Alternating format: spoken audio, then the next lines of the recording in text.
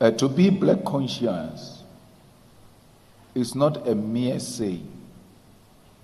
It is what you do. It is your consciousness. It is your alignment. It is what kind of decisions you are for.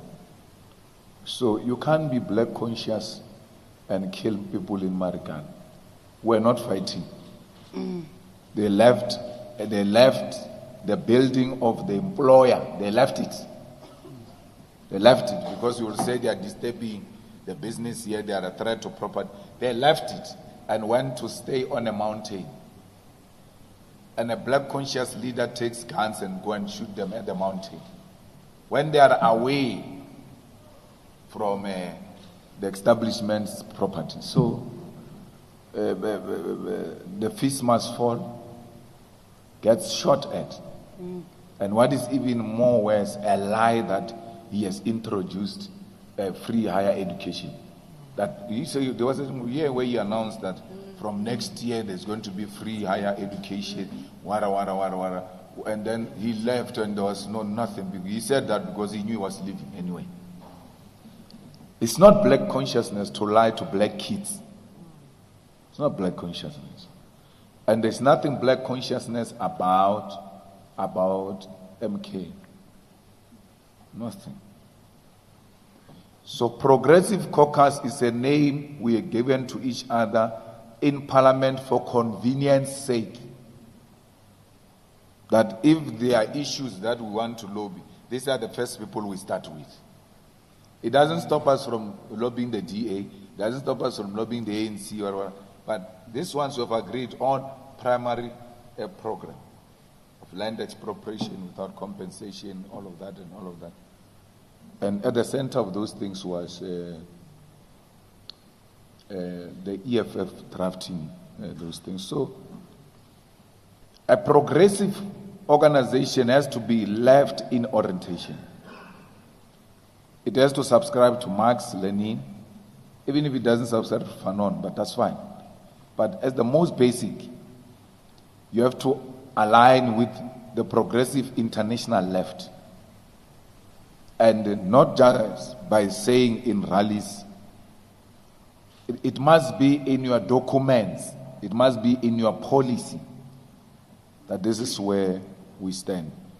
You don't say we are left because you are talking to EFF. When you go to talk to DA, you're saying we must never support the unconstitutionalist. You're referring to EFF. And you can't even point which position of the EFF is unconstitutional. We're not going to answer the question about Mbuyiseni Ndlozi. You've got his number, and some of you talk to him. Call him. I'm not responsible for Mbuyiseni Ndlozi. 90% of the people who were here, who expected to be here, are here. That's what matters. Whoever is not here was not supposed to be here from the beginning. So you are not going to reduce this organization to some individual. We're going to refuse that. We're going to refuse that. We gave a very long political report yesterday, like 80 pages. It didn't have such names. You are intellectually so inferior that you can't even engage with that document, and then you bring gossip. We must be monitoring movements of individuals. Why concern about one person over so many people who are here? As if he is the conference. As if he's not here, conference will not happen. It's going to happen, it's happening without him. It's not here. I heard people say he's here, he's doing this. He's not here. He's not here. And it's not our interest to entertain such nonsense. It's not our interest.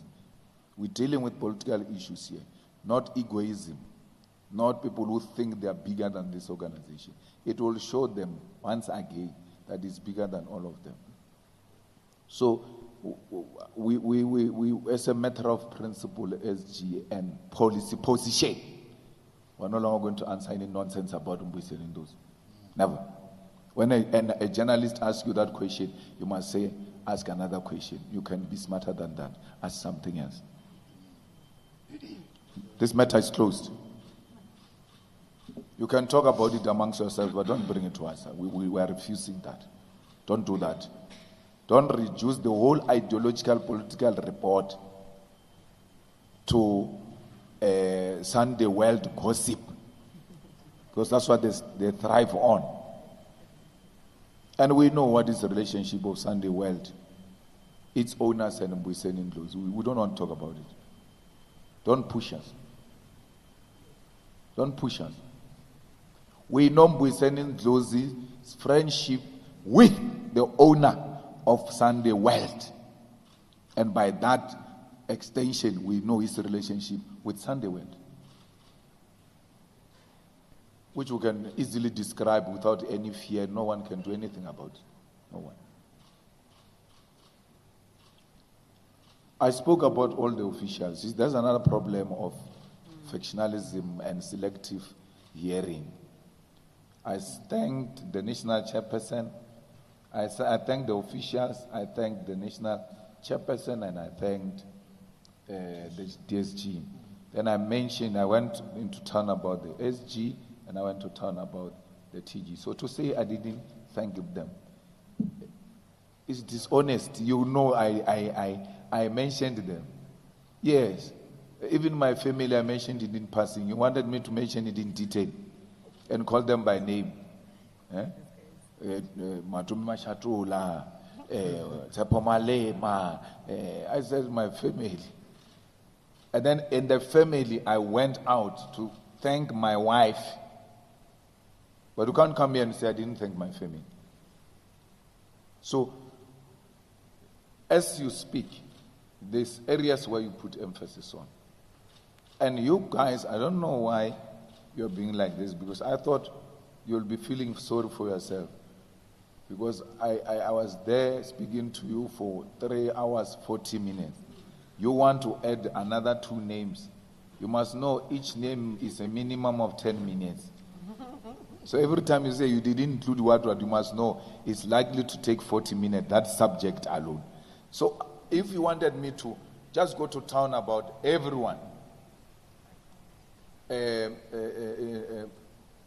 would have taken the whole day with CCT members, because if I go to town with all of you here, then another question is going to be, we heard you about the officials, but what about CCT members? Are you not happy with them? I thanked them. Thanked the ground forces.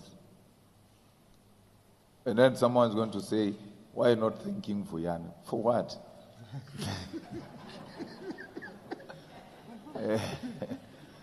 No, everyone was covered. SG, I don't know if there's something you can. Thanks, President.